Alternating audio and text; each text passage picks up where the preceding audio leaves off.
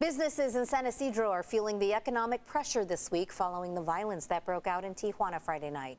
Good evening. Thanks for joining us. I'm Marcella Lee. I'm Jesse Pagan. A majority of businesses rely on Tijuana clientele and they staff Tijuana locals. But as CBS 8's Regina Yurita shows us, many of those shops took a serious hit to the cash register. The violent attacks in Baja have left locals on both sides of the border reconsidering travel plans. With fewer people crossing the border, San Ysidro businesses are seeing less revenue, which trickles down to problems with paying rent and supporting their families.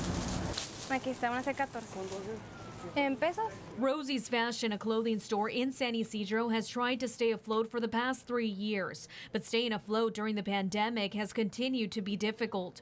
This weekend, the clothing store took another economic hit.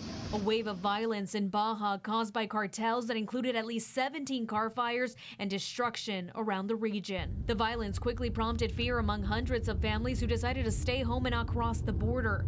But most of these families are customers and employees who help keep this business open.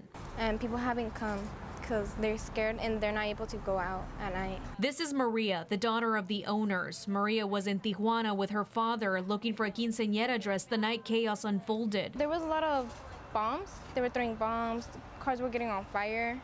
We were scared of that to happen to us. They came home the next day to open the store. Only 3 customers came in that day. A huge loss of revenue for her parents who normally see dozens of customers, especially on weekends. We used to sell a lot last week, and now, because people are scared, now we have less customers from that. Maria tells me she had to step in and help her family at the store because they can't afford another revenue loss like this weekend.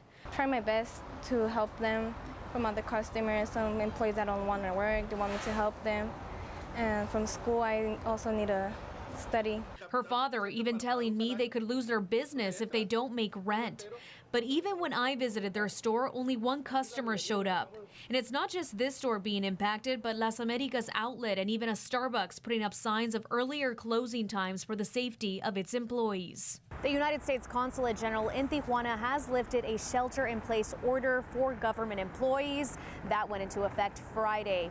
The government is also still warning U.S. citizens to reconsider travel plans due to crime and kidnapping. Reporting near the U.S.-Mexico border, Regina Yurita, CBS 8.